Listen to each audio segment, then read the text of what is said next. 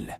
Puisqu'elle risquait de se retrouver sans toit le lendemain, pourquoi ne pas s'offrir un moment de plaisir pour une fois? Pendant ce temps, Caleb racontait à un ami les événements de la soirée, se plaignant de l'interruption de sa mère. Il lui décrivait l'expression furieuse de cette dernière.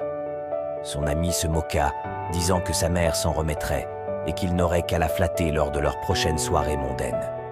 Mais pour l'instant, Caleb pouvait encore sauver la nuit, alors ils décidèrent d'aller dans un club pour s'amuser.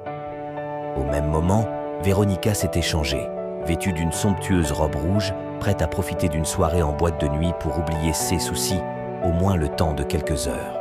Dans le club bondé et vibrant de La Ruche, l'ambiance battait son plein. La piste de danse débordait d'énergie, tandis qu'à un coin du bar, un homme discutait avec deux jeunes femmes, leur rire se mêlant aux basses de la musique. Soudain, les regards convergèrent vers l'entrée. Véronica venait de faire son apparition.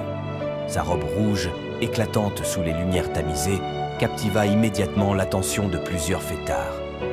Elle s'arrêta un instant, un soupçon de gêne traversant son esprit, alors qu'elle se demandait si elle n'aurait pas dû opter pour une tenue plus discrète. Mais après tout, c'était soit cette robe, soit sa robe d'enterrement.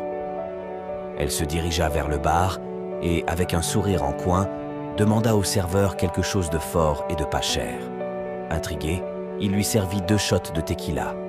Elle saisit le premier verre, le porta à ses lèvres et le but d'un coup, une grimace marquant son visage alors que l'alcool brûlait sa gorge.